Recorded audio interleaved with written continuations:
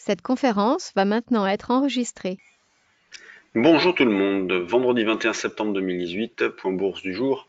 Dans le sillage des marchés américains qui ont battu de nouveaux records, notamment pour le Dow Jones et le SP500. Donc le Dow Jones a pris 0,95%, le SP500 0,78% hier. Le Nasdaq a surperformé, terminé en hausse de 0,98%. Eh bien l'Europe est bien orientée ce matin. On a d'ailleurs un gap à la hausse sur le CAC 40. Donc le CAC 40 échéance octobre. Maintenant on travaille octobre. Cote actuellement 5464 points. On constatait depuis quelque temps donc un renforcement, donc un billet qui tendait vers le neutre et qui est actuellement haussier.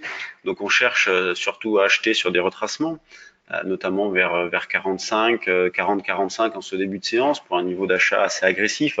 Alors il y a de quoi être méfiant tout de même puisqu'aujourd'hui donc c'est l'échéance, échéance du contrat futur CAC 40 à 16 heures. On aura l'échéance de l'Eurostoxx à midi, celle du DAX à 13 heures. Et donc les actions du CAC à 17h30. Donc il y a de quoi être méfiant. Les pressions techniques restent toujours très importantes. Et depuis le contre-pied que l'on a eu en début de semaine, eh bien la hausse se fait en ligne droite. Donc largement impactée par des gestions de delta à l'approche de l'échéance.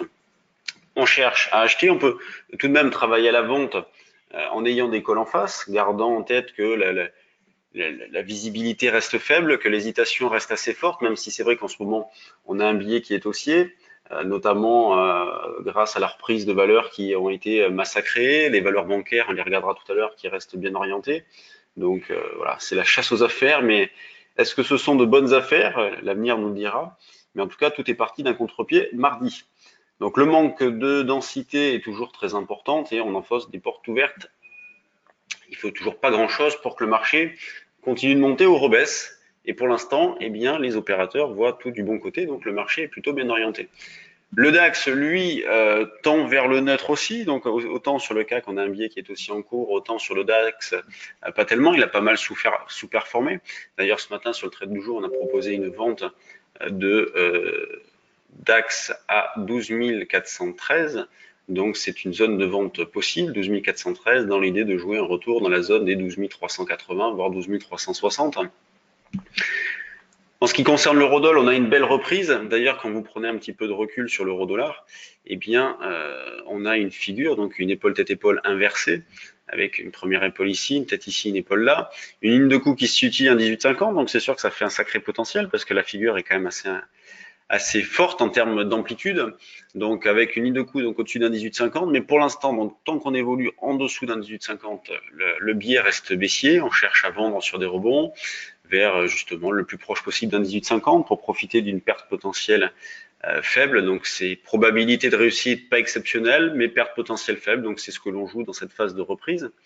Quand on regarde du côté des valeurs, donc on a Valeo qui est la plus forte hausse, on a les bancaires, donc on en parlait tout à l'heure, qui restent bien orientés. Vous voyez par exemple la BNP, donc en hausse de 1,14%, qui a déclenché son signal d'achat depuis la rupture des 53,5, 54. La Société Générale aussi est bien, elle se rapproche d'ailleurs d'un double top avec le mois d'août, avec le 1er août à 38,50. Donc moi j'avais proposé une petite stratégie avant les vacances sur la Société Générale via des options, bah c'est plutôt pas mal.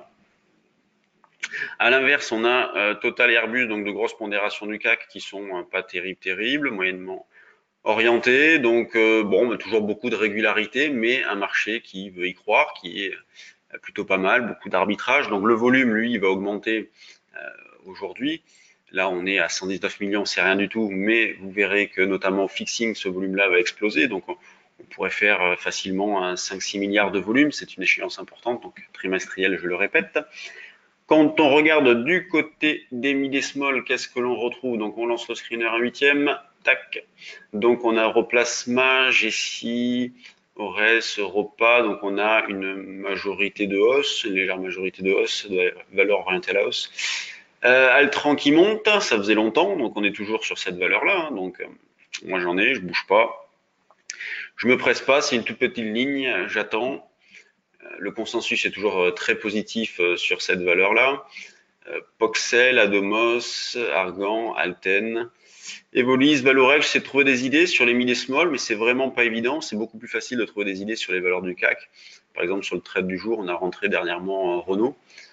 Donc il y a un signal d'achat qui a été déclenché. On l'a analysé cette semaine pendant La formation en ligne sur les actions, donc sur la rupture des 76,5, 77, signal d'achat déclenché. Donc on gagne déjà 1,50 €, 2 €, donc c'est toujours ça de prix. L'idée étant quand même d'aller chercher cette zone de 80, 50, 82. Sur ce, eh bien, je vais vous laisser. Donc peut-être que certains vont aller au salon du trading. Donc Jean-Louis fait des matchs et des duels de trading et quelques conférences aussi. Pour ma part, je suis sur les marchés. Vous me retrouverez à 10h30 sur BFM pour une nouvelle analyse. Et sur ce, bonne séance à tous, bonne échéance, soyez prudents et à lundi, pardon, à lundi tout le monde.